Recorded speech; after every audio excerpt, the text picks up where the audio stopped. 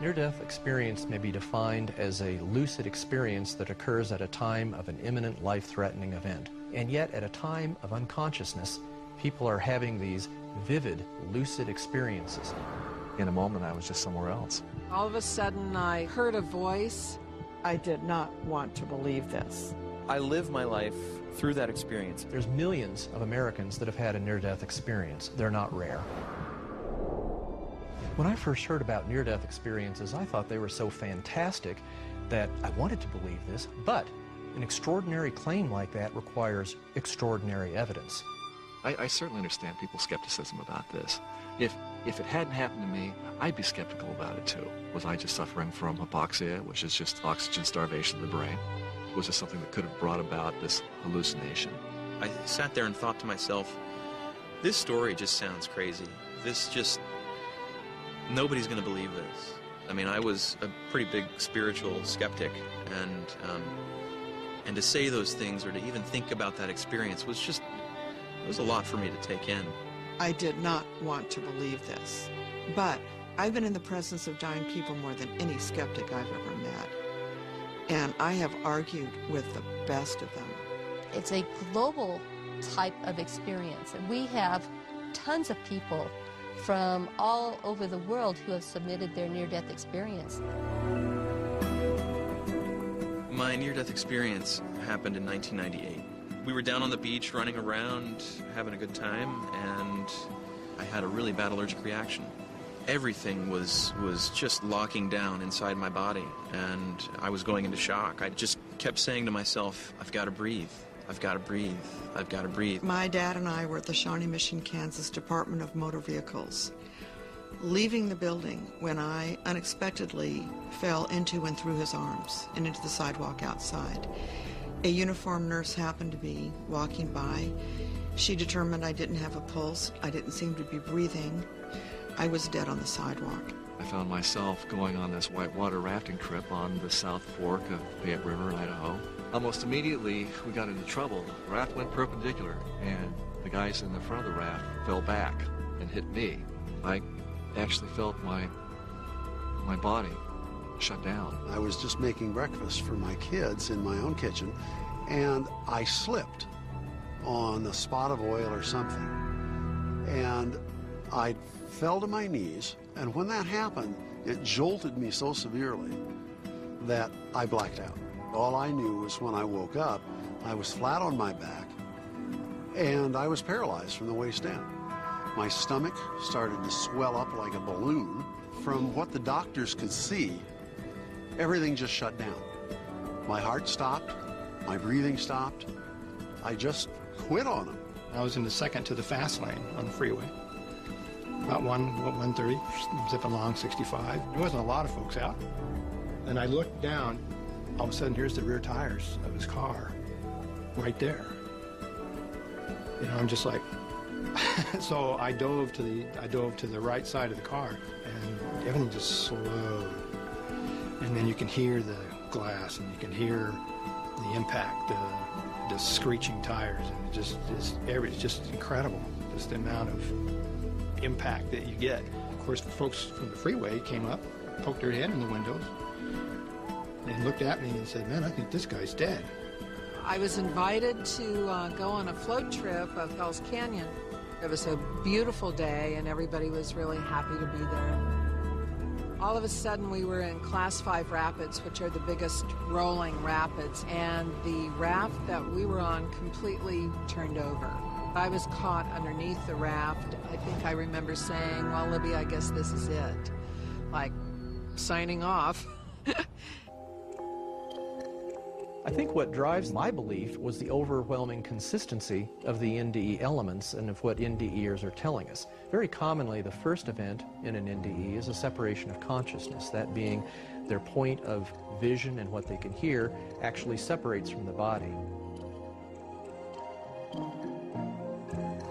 Boom, I was back up sitting in the corner of this room, looking at my body, which is still laying there on this table. You're not really floating. It's not like floating. You're actually standing, and then you're up.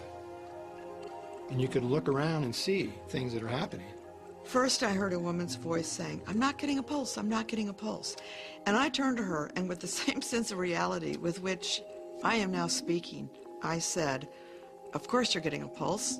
Otherwise, I wouldn't be talking." I had no sense of being in physical danger at all. Following that, commonly in near-death experiences, they'll go through a tunnel. And as they go to the end of that tunnel, they may encounter a light, they may encounter a being. And following that, they can often be in some unearthly, or if you will, heavenly realm. I was whirling through this tunnel, and there were these light streaks that I was kind of going by, and I was coming out into this big, sort of luminous gray-white cloud. This is the point of the experience when it's really difficult to really articulate the events that happen, because any terms I use are not going to be all that accurate. And then there was a light that came that blew away all the gray, foggy material. And talk about no words. It was so bright. I could see. It was so bright. It was brighter than our sun, but no squinting. It was all love. It sounds so, I don't know. I have never found a way to talk about this light. It just took my breath away. I just had to sit there for a moment and think about how beautiful this place was. That was the real world there. You know, that was really home. Following that, there's often a life review. Life reviews occur in about a fourth of near-death experiences. The review was everything that ever happened to me, and yet it seemed to happen in just a matter of moments, and I saw it from three perspectives simultaneously. It was as though I was looking through my own eyes, experiencing it again as I first had, and then I was experiencing it through the eyes of everyone with whom I'd ever interacted. And then it was sort of this sort of omniscient viewpoint where I could see everything. I got absolutely no judgment whatsoever. What I got was this tidal wave that hit me of this feeling of unconditional love and acceptance. I began to notice that there was someone in front of me.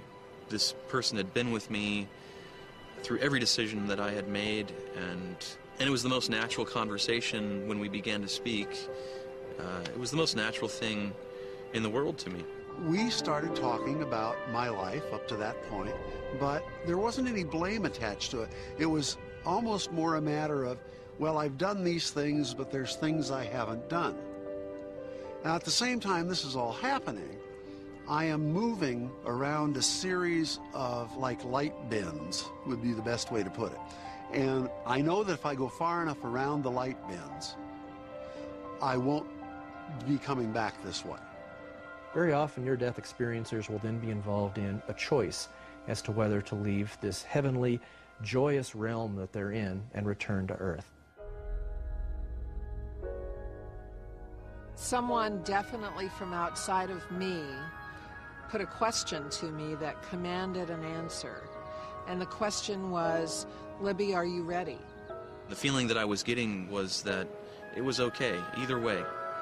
I could die or I could live, and everything's going to be just fine. I was being told that if I went through that window, I would not go back. I was having a great time. I was in heaven. I started to say yes, and then unbeknownst and unexpectedly to myself, out came the answer, "No, I can't go. I haven't finished yet." And it's very, very difficult for near-death experiencers to come to the decision that they're going to return to Earth, often to a world of hurt and pain, recovering from their life-threatening event. And yet, obviously, these near-death experiencers ultimately do decide to return. They want to come back because of some types of lessons that they need to learn, and it's important for them to come back to complete learning those lessons.